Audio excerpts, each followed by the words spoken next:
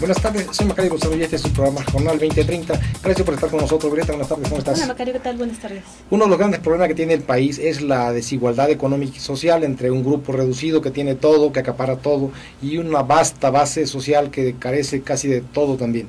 Efectivamente, por eso, nosotros queremos tocar en este programa cuáles son los riesgos que genera la desigualdad social, los desequilibrios y por supuesto que conlleva también la miseria. Vamos a ver las entrevistas. En el pasado se veía la pobreza solamente la pobreza rural, la del campo. Hoy estamos visualizándolo en los grandes conglomerados urbanos, el que se tiene ya la pobreza urbana. Si en el 94 hubo este estallido de rebelión, precisamente para reivindicar las causas muy legítimas con toda justicia de los grupos indígenas, pues no estamos exentos de que el día de mañana pueda haber otro tipo de estallido social que se le revierta precisamente a la clase política. Sí lo saben los partidos políticos, sí lo sabe la clase política. Lo que sí observamos es una omisión o a veces una falta de atino o una falta de decisión, además yo diría calculada, prudente por parte de quienes toman decisiones para que estos alcances sean verdaderamente mayúsculos y no estemos pensando en cómo beneficiar a un grupo de empresarios y ojalá veamos en un plazo corto, breve, veamos decisiones que den un giro al rumbo que lleva este país. Habría que preguntarse cuál es este proyecto de nación que tenemos, que entre nuestra clase política, entre nuestros distintos actores, llámese el poder legislativo junto con el poder judicial y el poder ejecutivo, están empujando de cara hacia los próximos años para esta nación. No de aquí al 2012. El 2012 ya lo tenemos a la vuelta de la esquina, sino ¿qué va a pasar después del 2012? Pues no, pero es tan legítimo que una familia rica tenga estos privilegios como tan legítimo es que una familia de escasos recursos pueda cubrir verdaderamente esas necesidades. Una de ellas. Entonces estamos hablando de una total desequilibrio, desproporción en cuanto a, por un lado, vemos que este país genera una gran riqueza, hay un gran potencial en la generación de riqueza. Yo percibo que esta nación tiene mucha riqueza. El problema ha sido, por décadas, por años, que esta riqueza se concentra en unas cuantas manos. Lo que hoy es México a principios del siglo XIX, Alejandro de Humboldt decía desde entonces que México, que la Nueva España era una sociedad profundamente desigual. La desigualdad se dio curso a las acciones de Benito Juárez para enfrentar el problema de la desigualdad. Sucedió una revolución social, la primera revolución social que tuvo este país. En ese sentido, la narcoviolencia está jugando una situación de quitar de foco el problema central de nuestra sociedad, que es el de la desigualdad social. Por parte de los gobiernos en turno no ha habido esa sensibilidad y a lo más es que han actuado con una posición de mero altruismo, de dar limosnas, y eso se observa con los programas neoliberales para amortiguar, no para resolver, para amortiguar los problemas de pobreza, como el caso de oportunidades. Desde el punto de vista del gobierno, de los empresarios, de las actuales instituciones, no existen riesgos, porque es lo normal en el funcionamiento del sistema. Y si existieran tales riesgos, pues para eso se han provisto ya desde hace tiempo de cárceles, ejércitos, policías y leyes.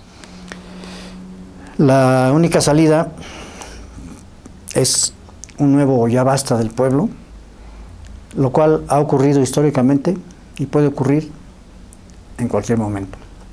Y ante la actual crisis, pues siempre habrá manera de irla paliando, con tal de que se aseguren las ganancias de la clase capitalista y junto con esta de la clase política, ¿no? Sino que llega el momento en que no hay ya opciones, que ya no hay esperanzas, que ya no hay nada, y entonces la gente hace una revolución. Es que el trabajo del partido es trabajar permanentemente en que sea menor la desigualdad económica de los mexicanos. Y yo considero que en ese sentido está trabajando el PRI y en ese sentido está trabajando el gobernador del estado. Yo te podría decir que por lo menos en el Poder Legislativo y en el Poder Ejecutivo somos sensibles de lo que está sucediendo en el país. Y es un problema que sucede en todo el mundo, no es un problema de este país. ¿Cómo abatirlo? Pues trabajando todos para que le vaya mejor a la gente. Este problema de la desigualdad lo da un ejemplo muy claro, contundente, de una empresa automotriz italiana que vino a establecer 2 sitios de venta, uno en Monterrey y otro en el Distrito Federal, y vende carros, el más baratito de $230,000 y el más caro de $1,400,000, es decir, casi 17, 18 millones de pesos. Lo que quiere decir también que en nuestro país existe mercado para adquirir lo más costoso, es decir, que hay gente muy, muy rica, pero también existe la pobreza y eso es lo que vemos siempre también en el discurso de los políticos, de los candidatos o en las constantes promesas de campaña. El problema no es tanto que la gente pueda comprar carro de $1,400,000, que es una cantidad que no nos podemos ni imaginar nosotros, pero el problema está en que es grande el número de mexicanos, 70 millones, que muchos de ellos no tienen para alimentarse al día y menos para alimentarse adecuadamente. Entonces, este es un gran riesgo a futuro, mediano y largo plazo, para la estabilidad, para la gobernabilidad y para las condiciones que se necesitan para la convivencia armónica de los sectores, ¿no? Sí, existen enormes contrastes en nuestro país, lamentablemente, y se ve en, por ejemplo, municipios como Huixquilucan, que tiene un lado muy pobre y otro lado muy rico. Es increíble que no exista un equilibrio, y la verdad es que también es increíble que las autoridades se hayan acostumbrado a esta realidad, que lo señalen, que lo mencionen en el discurso, pero que no estén haciendo mucho o estén haciendo muy poco para poder solucionar esto. Incluso las políticas públicas, sobre todo en materia económica, parece que están dirigidas a darle más riqueza a los que ya tienen muchísimo y que son muy pocos, y descuidando, desatendiendo a los que necesitan apoyo, que necesitan respaldo. Se critica mucho la cuestión asistencialista, la cuestión de la despensa, la cuestión de lo que se entrega mínimamente, ¿no? Yo creo que lo malo no es que se entregue eso, sino que solamente se entregue eso, que no se promueva desarrollo, que no se promueva empleo, y eso es grave porque en cualquier sociedad las tensiones sociales, los estallidos sociales no se dan cuando son puros pobres o cuando son puros ricos, se dan precisamente cuando hay un grupito de muy ricos y la vasta mayoría de pobres, ¿no? Y como ya vimos las entrevistas, se habla de que la mayoría de las políticas precisamente implican más bien paliativos de cómo ir sobrellevando esta situación, programas sociales de apoyo como simples mejoralitos, pero no para ir de fondo para solucionar el problema de la pobreza, para evitar estos desequilibrios y lograr una medianía. Había que preguntarnos si no todos estos jóvenes que están matando, ya llevan 30,000 muertos jóvenes en el sexenio del presidente Calderón, si no se van por el lado del crimen organizado porque no encuentran posibilidades de desarrollo por la vía legal, en el estudio, en el trabajo, ¿no? Así es, y el desarrollo, como tú mencionas, no solamente es darle más a los que más tienen, ¿no?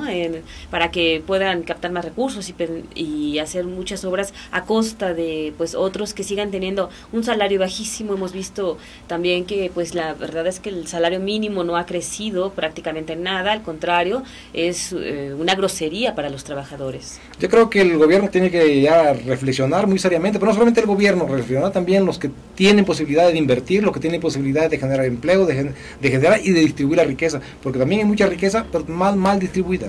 Efectivamente, y la verdad es que también aquí hay muchas deficiencias. Lamentablemente se reproducen las malas políticas, los vicios, las malas prácticas, en lugar de buscar nuevas acciones, ¿no?